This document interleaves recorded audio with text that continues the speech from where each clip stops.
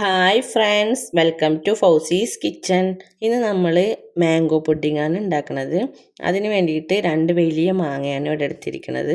ഏകദേശം 1/2 കിലോ വരുന്നുണ്ട് 2 മാങ്ങയും കൂടിയിട്ട്. നമ്മൾ അതിൻ്റെ തൊലിയൊക്കെ കളഞ്ഞിട്ട് ചെറുതായിട്ട് കട്ട് ചെയ്തെടുക്കാം. ഇനി നമുക്ക് ഇതിലേക്ക് വേണ്ടിയിട്ട് പാലും കോൺഫ്ലവറും പഞ്ചസാരയും കൂടി എടുത്ത് വയ്ക്കാം.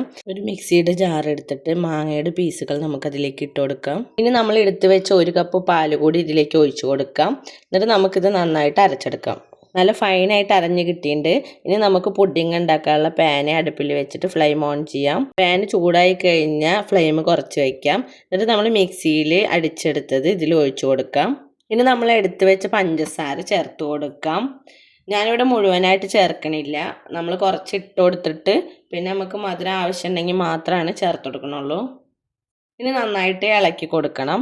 പുഡിങ് ഐറ്റംസ് ഒരുപാട് മധുരമായാലും അതിൻ്റെ ടേസ്റ്റ് പോവുള്ളൂ. ഈ സമയം എനിക്ക് മധുരം കുറവായി തോന്നിയിട്ട് ഞാൻ എടുത്ത 3 ടേബിൾ സ്പൂൺ പഞ്ചസാര ഇപ്പോൾ ആഡ് ചെയ്ത് കൊടുത്തിട്ടുണ്ട്. ഈ സമയം സ്റ്റൗ മീഡിയം ഫ്ലെയിമിലായിരിക്കണം. നമ്മൾ തുടർച്ചയായിട്ട് ഇളക്കാൻ മറക്കരുത് കേട്ടോ. തിളക്കാൻ തുടങ്ങുന്നത് വരെ നമ്മൾ ഇളക്കിക്കൊണ്ട് ഇരിക്കണം. ഇനി നമുക്കൊരു ബൗൾ എടുത്തിട്ട് അതിലേക്ക് 4 ടേബിൾ സ്പൂൺ കോൺഫ്ലവർ ഇട്ട് കൊടുക്കാം. 1/4 കപ്പ് പാലെടുത്ത് കുറേശ്ശെയായിട്ട് കോൺഫ്ലവർക്ക് ഒഴിച്ചു കൊടുത്തിട്ട് നന്നായിട്ട് ഇളക്കിയെടുക്കുക. കട്ട പിടിക്കാതെ ഇളക്കണം. നമ്മൾ കുറച്ച് നേരം വെച്ചാലും ഇത് നല്ല കട്ട പിടിക്കുക. അപ്പോൾ നമ്മൾ കുറച്ച് മുന്നേ ഇത് ചെയ്ത് വെച്ചാലും നമ്മൾ ആ സമയത്ത് നന്നായിട്ട് ഇളക്കിയിട്ട് എടുക്കണം. നമ്മുടെ പുഡിങ് സെറ്റായി കിട്ടാൻ വേണ്ടിയിട്ടാണ് നമ്മൾ ഈ കോൺഫ്ലവർ ഇതിൽ ആഡ് ചെയ്യുന്നത്.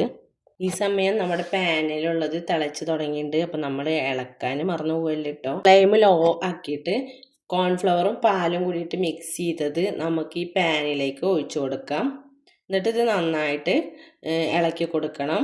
ഇത് കോൺഫ്ലവർ നന്നായി വെന്ത് കിട്ടണം, ഇല്ലെങ്കിൽ നമുക്കതിൻ്റെ വേവാത്തൊരു ടേസ്റ്റ് മുന്തി നിൽക്കുള്ളൂ. പുഡിങ് നല്ല കളർഫുൾ ആവണമെങ്കിൽ ഈ സമയത്ത് നമുക്ക് യെല്ലോ കളർ ആഡ് ചെയ്യാവുന്നതാണ്. ഞാനിവിടെ കളർ ആഡ് ചെയ്യണില്ല. നമ്മുടെ മാങ്ങയുടെ കൂടെ പാലും കൂടി ആഡ് ചെയ്തപ്പോൾ കളറൊന്ന് കുറഞ്ഞുണ്ട്. മക്കൾക്കൊക്കെ ഹെൽത്തി ആയിട്ട് ഉണ്ടാക്കി കൊടുക്കുമ്പോൾ കളർ ആഡ് ചെയ്യാതിരിക്കുകയാണ് ഏറ്റവും നല്ലത്. നമ്മുടെ പാനിലുള്ളത് ഇപ്പോൾ കുറുകി വന്നിട്ടുണ്ട്. ഈ പരുവത്തിലാണ് നമുക്കിത് കിട്ടേണ്ടത്. ഇനി നമ്മുടെ പുഡിങ് സെറ്റ് ചെയ്യാൻ വേണ്ടിയിട്ട് ഒരു ബൗൾ എടുത്തിട്ട് എണ്ണയോ ബട്ടറോ അതിൽ പുരട്ടി വയ്ക്കാം. ഞാനിവിടെ ബട്ടറാണ് പുരട്ടിയിരിക്കുന്നത്. നമ്മുടെ പുഡിങ് ബൗളിൽ നിന്നും എളുപ്പം വിട്ട് കിട്ടാൻ വേണ്ടിയിട്ടാണ് നമ്മൾ ഈ സ്റ്റെപ്പ് ചെയ്യുന്നത്.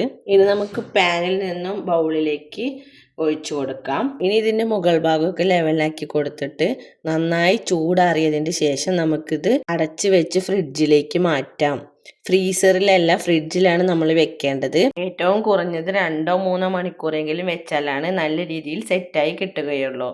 3 മണിക്കൂറിന് ശേഷം ഫ്രിഡ്ജിൽ നിന്ന് എടുത്തപ്പോൾ നമ്മുടെ പുഡിങ് കണ്ടില്ലേ, നല്ല സെറ്റായിട്ട് വന്നിട്ടുണ്ട്.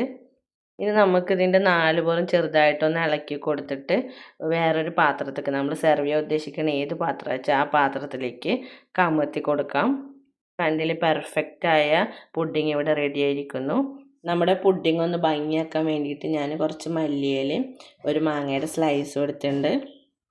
ഇനി നമുക്ക് ഇഷ്ടപ്പെട്ട ആകൃതിയിൽ ഇത് കട്ട് ചെയ്തെടുക്കാവുന്നതാണ്. അപ്പോൾ എല്ലാവരും ട്രൈ ചെയ്ത് അഭിപ്രായങ്ങളൊക്കെ കമൻറ്റ് ചെയ്യണേ. അങ്ങനെ നമ്മുടെ ഈസിയും ടേസ്റ്റിയുമായ പുഡിങ് ഇഷ്ടപ്പെട്ടാൽ സബ്സ്ക്രൈബ് ചെയ്ത് സപ്പോർട്ട് ചെയ്യണേ കൂട്ടുകാരെ. താങ്ക്